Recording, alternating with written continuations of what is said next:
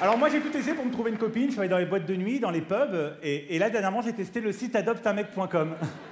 C'est un site de rencontre en fait, un supermarché pour les filles qui nous mettent, nous les garçons, dans le panier, et une fois que t'es dans le panier, tu peux te permettre de leur parler. Tu vois, si t'es pas dans le panier, tu leur parles pas. Par exemple, moi je suis inscrit depuis 2 ans, on m'a mis 2 fois dans le panier. Alors c'est pas beaucoup, j'étais un petit peu dégoûté, et j'ai essayé de comparer avec les profils des autres mecs, et t'en avais un, il cartonnait. Ouais. Il avait 600 paniers. Pourtant, il avait un style bizarre, c'était un gaytique. Moitié gay, moitié gothique. Si vous voulez, le principe, c'est que lui, les corbeaux, il les tue pas. Et il les encule. Alors ben, moi, je me plains, j'ai quand même reçu 2 mails. Le premier, c'était un mail de l'administrateur du site.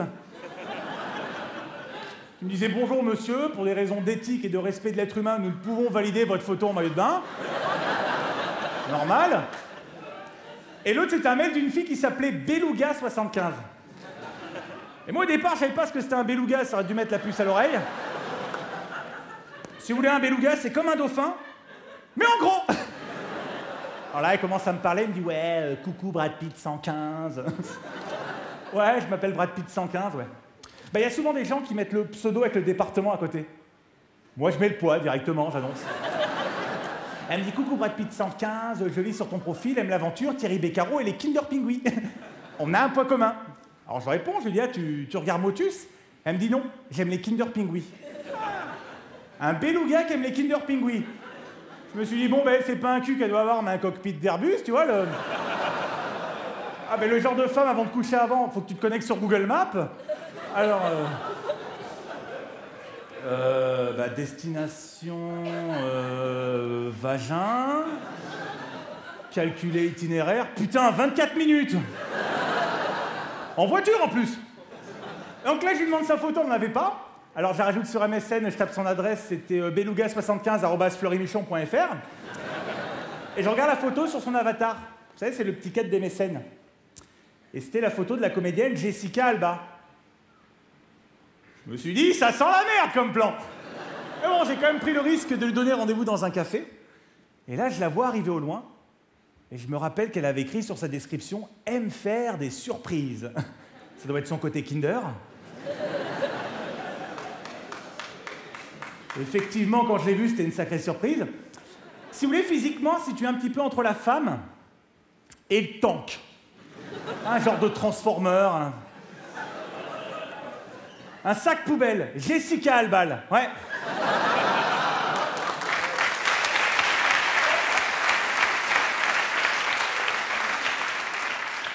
Donc là, en la voyant, première chose, normale, je me mets à saigner du nez. Et dans ce cas-là, t'as 2 possibilités. Soit tu te barres en te faisant renverser par un bus pour oublier ce que tu viens de voir, soit tu restes et tu la joues faux cul. Moi, je suis resté. Bah, j'ai bossé 2 ans à Marineland, le parc de la mer et de l'aventure. Vous connaissez les requins, les dauphins? Moi, je parle couramment le dauphin et ça se parle un petit peu comme le beluga. Donc là, je lui dis bonjour dans sa langue maternelle. Hey! Tu t'es mis sur ton 31? Enfin, là, on est plus sur un 48. Oh, merde!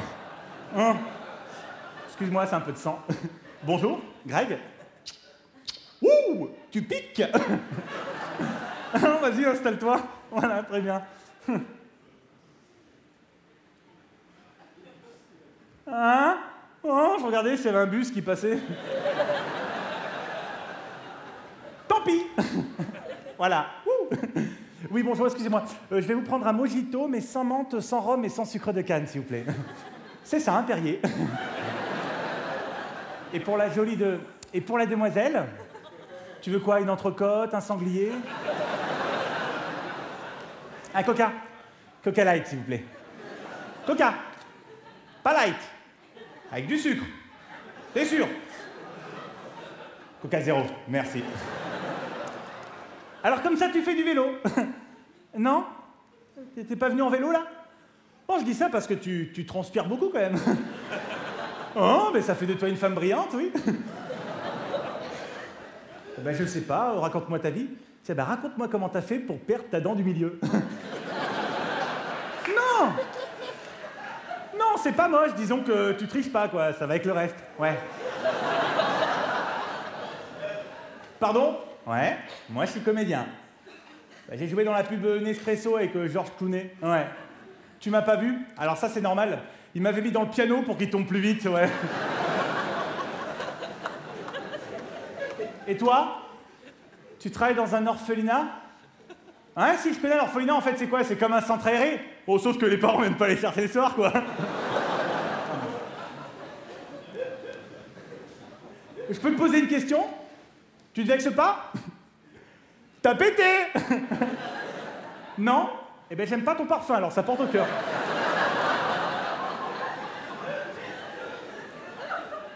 Eh mais t'en penses quoi, toi, de ce site adopteunmec.com, le fait que vous, les filles, vous nous mettiez dans un panier, tu penses pas qu'on est considéré comme de la viande? Tu t'imagines, par exemple, toi, dans un panier? Ouais. Un gros panier ou une remorque. Adopteuncamion.com. Mais non! Mais non, je te taquine, c'est parce que je t'aime bien, tu me fais rire. Physiquement, ouais. Et en tout cas, c'est super beau, ce tatouage que t'as. C'est quoi, tribal, maori? Pardon? Vergeture. D'accord. Oh, merde! Écoute, je vais te laisser parce que là, ça risque de pisser le sang toute l'après-midi. En plus, j'ai rendez-vous avec une autre fille d'Adopte un mec. Stégosaure 89. Ouais. Hein? Ah non, je te propose pas de te ramener. De toute façon, j'ai que 2 places dans la voiture. Non! Et ben voilà, tu sors directement du café. Tu feras juste attention en traversant à pas renverser une voiture. Hein. Voilà. Eh ben écoute, comme on dit chez toi, au revoir! Évidemment, ne vous inquiétez pas, messieurs, tout ceci est un sketch. Hein. Je me fais pas mal en vrai.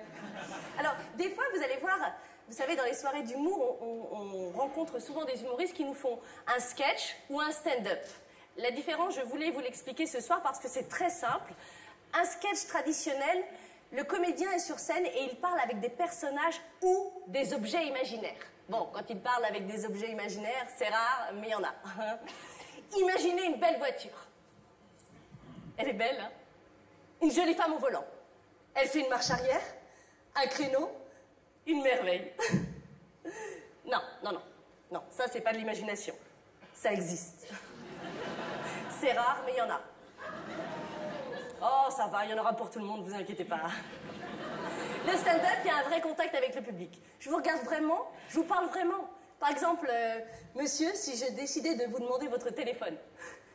Non, pas votre téléphone, votre numéro de téléphone. Bon, vous voyez, ça c'est du stand-up. Il y a une interactivité, on se parle, on se répond, on fait ce qu'on veut. Mais évidemment, si on a décidé de faire du stand-up, il vaut mieux avoir une vie drôle. Parce que si t'as une vie de merde, eh ben tu fais des sketchs. Tu t'inventes une vie, quoi. Tu fais appel à ton imagination. Moi, par exemple, je fais des sketchs. Et des stand-up. Pour oublier que j'ai une vie de merde.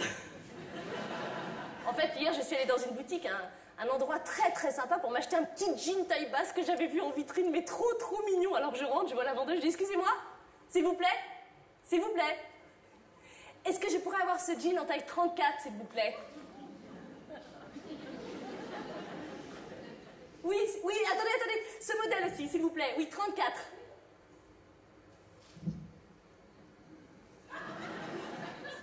« 34 » Vous êtes sûr? C'est pas plutôt un 40 qu'il vous faudrait? Tournez-vous. Ça fait longtemps que vous n'avez pas fait les boutiques? Ah ben non, parce que là, je vous le dis, franchement, vous rentrez pas une jambe, hein? Eh ben non, vous êtes grosse. Mais regardez, ça dépasse de partout. Mais attendez, les 2,34, c'est pourquoi? Un pour chaque jambe? Mais ferme ta gueule! Mais c'est ça les nouvelles techniques commerciales qu'on leur apprend aux vendeuses? Mentir aux clients? Bon, elle m'a tellement énervée, j'ai attrapé mon 42, je me suis cassée. Alors quand je suis rentrée chez moi, j'ai essayé mon jean taille basse serrée. Et là, je ressemblais à un rôti de bœuf ficelé. Très drôle. Mais je vous signale qu'il y en a qui aiment le bœuf. Alors c'est rare, mais il y en a. Hein? Et heureusement d'ailleurs, parce que vous savez, les comédiennes, c'est des psychopathes. Les filles en général. Moi, celle qui m'énerve le plus, c'est celles qui viennent te voir, genre l'air de rien. Ah, je sais pas ce que j'ai, tu vois, mais en ce moment, j'arrive pas à grossir. T'as essayé de manger pour voir? Mais parce que, les filles, mais je vous le dis, officiellement, les garçons n'aiment pas les maigres.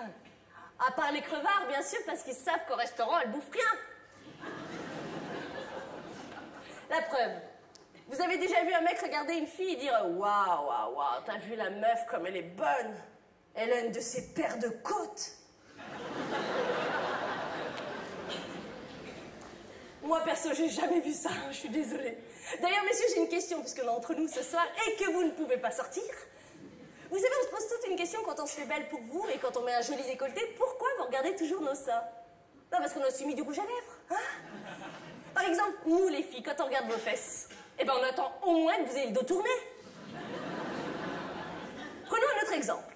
Imaginez, monsieur, vous êtes dans la rue, vous voyez une jolie fille. Bon, vous lui faites un sourire, elle vous sourit pas. Eh ben, tu lâches l'affaire! Vous devez savoir que nous, les filles, quand on se fait belle, c'est seulement pour les beaux gosses. Non, alors, en même temps, vous allez me dire, qu'est-ce que ça veut dire être un beau gosse, hein? Bah oui, je sais, c'est une très bonne question. C'est pas parce que c'est moi qui viens de la poser et que je suis une femme que souvent les femmes posent de très très bonnes questions, mesdames, n'est-ce pas? Oui, bien sûr. Alors en fait, c'est très simple, je vais vous répondre. Le beau gosse, il a une meuf.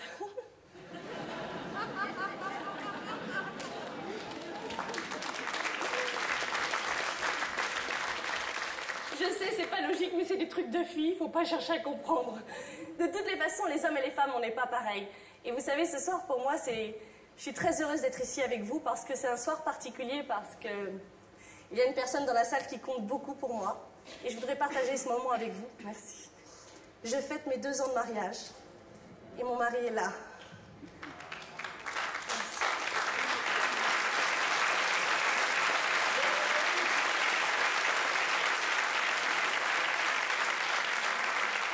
Alors, bon anniversaire, mon amour.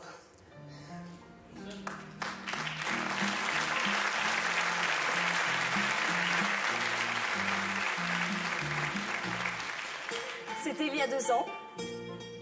On est parti à Venise. Il avait loué une gondole avec des musiciens. C'était un moment très très romantique. On avançait comme ça, tout doucement, sur l'eau. Il y avait des lampions rouges tout autour de nous. C'était un soir de pleine lune, elle reflétait sur l'eau, on aurait dit une feuille d'argent. J'avais un petit peu froid, alors j'ai pris sa veste. Je me suis réchauffée et là, il a attrapé ma main. Il s'est mis à genoux, il m'a regardé droit dans les yeux et il m'a demandé de l'épouser. Et j'ai dit oui. Voilà.